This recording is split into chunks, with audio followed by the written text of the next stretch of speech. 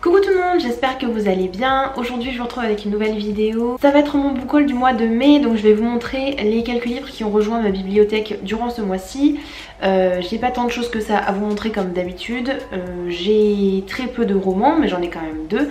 Et puis j'ai 6 mangas si je me trompe pas, ou 7 mangas à vous présenter. Donc comme d'habitude on va commencer par les romans et puis ensuite je vous montrerai les mangas. J'ai d'abord acheté L'amour, la vie et ma liste de Cassie West aux éditions Hugo Roman dans la collection New Way. C'est un livre que je voulais beaucoup découvrir parce que j'ai déjà lu les 2 derniers livres de Cassie West qui sont sortis l'année dernière, qui sont maintenant disponibles en poche. Donc c'est P.S. I Love You et je sais plus le titre de l'autre, bref.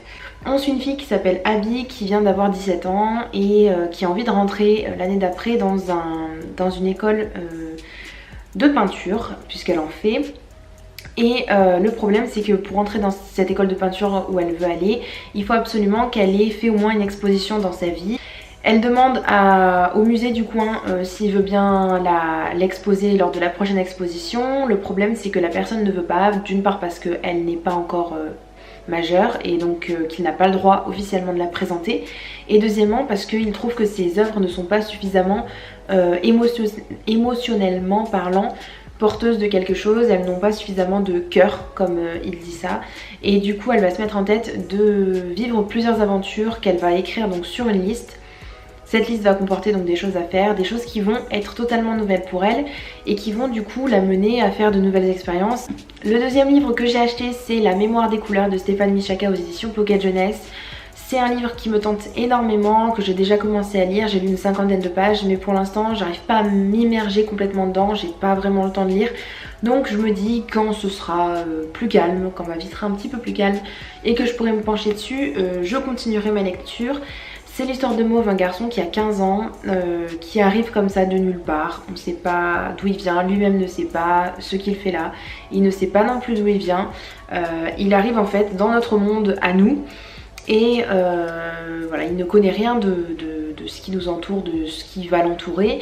Il y a des personnes qui sont là et notamment il y a une personne qui va le recueillir et qui lui dit qu'il y a certaines personnes qui sont comme lui, qui viennent du même monde que lui, qui sont arrivées. Et mais elle ne lui dit pas grand chose de plus, elle ne lui explique pas d'où il vient ni quoi que ce soit. Donc c'est assez particulier. Et en plus Mauve peut entendre les pensées des autres personnes qui l'entourent. Donc voilà, en plus de venir dans notre monde, il a une faculté assez exceptionnelle. Et voilà, il va partir du coup, je suppose, pour l'instant je ne sais pas, en quête de son identité, en quête de qui il est. Et ça m'intrigue plutôt pas mal. On va passer du coup maintenant au manga avec le premier, c'est le tome 4 de SOS Love de Yasuko aux éditions Akata. Je vais rappeler très brièvement à chaque fois les résumés et puis je vous montre les dessins comme d'habitude assez rapidement. Donc dans ce manga là on suit Kayo, une jeune fille qui vient juste de se rendre compte qu'elle est amoureuse de son amie d'enfance. Le problème c'est que si vous voulez ça va pas être possible quoi. Donc parce qu'il est déjà amoureux d'une autre personne, enfin qu'il est déjà amoureux, qu'il a déjà une autre personne en tête et que c'est la manager du club de basket je crois bien. Enfin bref. Et le problème surtout de notre Kayo c'est que si elle ne peut pas sortir avec ce garçon là, et ben sa vie amoureuse est ruinée à jamais. En tout cas c'est ce que son elle du futur vient pour lui dire. Ensuite j'ai aussi acheté This Is Not Love Thank You de Nojin Yuki aux éditions Soleil Manga. Donc c'est le 3e tome, il est super bien comme d'habitude. Celui-ci je l'ai lu, je ne les ai pas tous lus encore parce que je les ai achetés du coup il y a 3-4 jours. C'est du coup l'histoire d'une fille qui s'appelle Sarah qui rêve du prince charmant qui arrivera sur son beau cheval blanc. Un garçon donc qui doit être beau, qui doit être intelligent, qui doit être super attentionné. Elle croit avoir trouvé en Kujo le garçon idéal, mais en fait elle se fourre le doigt dans l'œil bien profond puisque il est complètement antipathique et que il va lui faire espérer des trucs qui ne sont complètement pas dans ses intentions. Et pour autant Sarah continue à s'accrocher à lui et on dirait bien que les choses avancent, mais l'auteur arrive toujours à nous mettre des bâtons dans les roues et à nous faire croire des choses, voilà, et à nous faire douter quoi de ce qui va se passer. Donc c'est vraiment une super série que je vous conseille. Ensuite j'ai aussi acheté le tome 7 de Waiting for Spring d'Anashin aux éditions Pika. C'est une série où on suit Mitsuki, une fille qui a très peu d'amis, jusqu'à ce qu'elle rencontre un groupe de 5 garçons super populaires au lycée, qui fait partie du groupe de basket.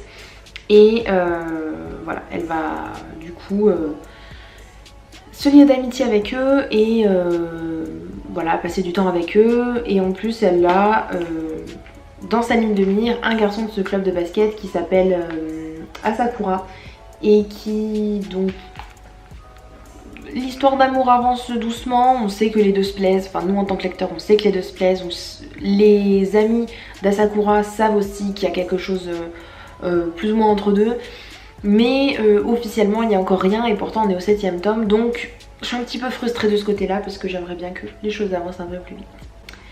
Et j'ai oublié de rajouter du coup qu'il y a aussi un personnage qui est là depuis très longtemps dans la vie de Mitsuki, enfin qui vient de revenir, mais donc un garçon bien entendu, qui vient de revenir et qui veut bien récupérer Mitsuki, et qui lui est beaucoup plus entreprenant que Asakura, et du coup qui voudrait bien lui piquer un petit peu Mitsuki quoi.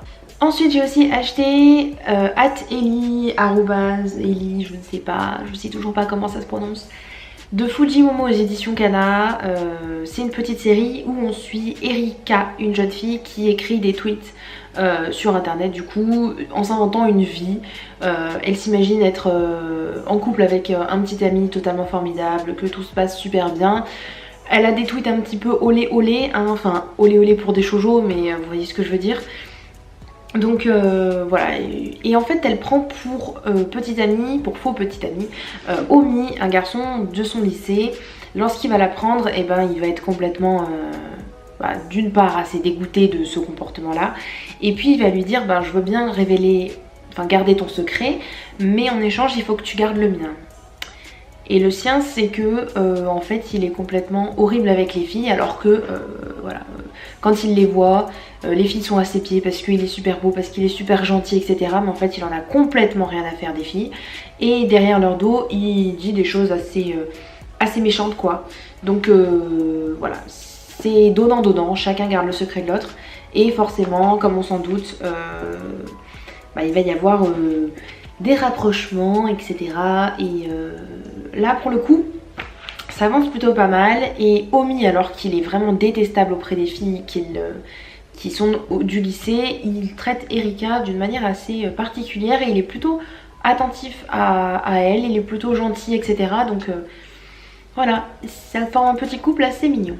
Ensuite j'ai aussi acheté le tome 4 de My Teacher, My Love de Momoko Koda aux éditions Delcourt Tonkam. C'est du coup, comme le nom l'indique, et pour faire très court, l'histoire d'une fille qui s'appelle Ayua, qui veut sortir avec son prof parce qu'elle a jamais été vraiment très intéressée par les gens de son âge, elle préfère les garçons un petit peu plus matures. Et voilà, le problème c'est que vous savez, les relations prof-élève ne sont pas acceptées, ne sont pas acceptables, et du coup elle va quand même, comme toute bonne héroïne de shoujo, je trouve pas le mot, elle va quand même se lancer dans cet amour impossible entre guillemets, et voilà, montrer à cet homme là, à ce prof, que oui elle le veut, et que oui elle est vraiment amoureuse de lui, et qu'elle fera tout pour qu'il l'aime aussi. Je vais finir avec 2 premiers tomes que je viens d'acheter. Donc Jardin secret de Anmitsu aux éditions Kana. C'est l'histoire du coup d'une jeune fille qui s'appelle Ran, qui est nommée la plus fine fleur du lycée. Donc vous vous doutez bien que c'est une jeune fille qui est magnifique comme une fleur, qui est douce comme une fleur, qui est très intelligente, très charmante, tout ce qu'on veut, mais elle est tellement parfaite que personne n'ose l'approcher, encore moins les garçons. Cette fille elle a clairement, en tout cas dans ce premier tome, on voit 0 ami, on voit 0 garçon qui l'approche, même si tous chuchotent et voilà, tous aimeraient bien sortir avec elle, mais personne n'ose l'approcher. Il va y avoir néanmoins un garçon qui s'appelle Akira, ou qu'on appelle plutôt Saeki dans le livre, qui va qui va vouloir l'approcher et qui, sans mauvaise intention ou sans vouloir sortir forcément avec elle, mais qui va s'approcher d'elle, qui va discuter avec elle, etc. Parce que voilà, ils ont une passion en commun, c'est les fleurs. Elle s'occupe des fleurs, elle s'occupe des parterres de fleurs dans du... comment ça s'appelle? Elle est du club de jardinage, c'est pas le club de jardinage qu'on appelle, mais bref, vous voyez ce que je veux dire. Et lui, il est le fils d'un fleuriste et il aime aussi beaucoup les fleurs. Et les fleurs, c'est tout ce qui va lier ce manga et tout ce qui fait qu'il est un petit peu peut-être particulier par rapport aux autres qu'on peut lire. Voilà, c'est un bon premier tome, mais je vous en parlerai du coup très prochainement. J'aime beaucoup les dessins et vraiment les deux personnages sont super mignons. Ensuite, et pour finir, donc le deuxième premier tome, c'est Too Bad I'm in Love de Taamo aux éditions Pika. C'est du coup une série qui est plus dans le stéréotype des shoujo, même si celui que je viens de vous présenter avant est un petit peu pareil. Mais là, j'ai pas l'impression qu'il y a vraiment grand chose qui soit... qui sorte de l'ordinaire. Ça a l'air d'être plus ou moins un shoujo basique dans une école, quoi. Donc j'ai lu à peu près les 10-15 premières pages, donc pour vous dire que je suis pas allée très loin. On suit une fille qui s'appelle Maïru Yanase qui a une sœur jumelle.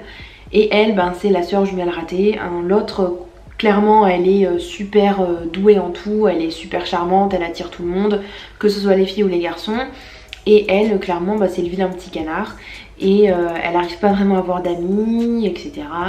Jusqu'à ce qu'il y ait un beau gosse, comme c'est écrit sur la 4ème de couverture, qui s'appelle Aoi Satomi, qui viennent lui parler comme ça, comme toute personne lambda. Donc je ne sais pas en quoi tout ça va partir, n'est-ce pas? Mais voilà, je sens un petit peu quelque chose d'assez basique.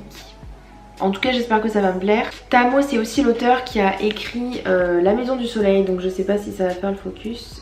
Voilà, donc ce manga-là. J'allais oublier de montrer les dessins, donc voilà. Je suis pas super fan de ce type de dessin-là, mais bon. Si l'histoire est bien, après, peu m'importe finalement des dessins. Voilà, c'est tout pour ma vidéo, j'espère qu'elle vous aura plu. Si vous avez lu un de ces livres, n'hésitez pas à me le dire en commentaire. Et je vous dis à bientôt dans une prochaine vidéo. Ciao ciao!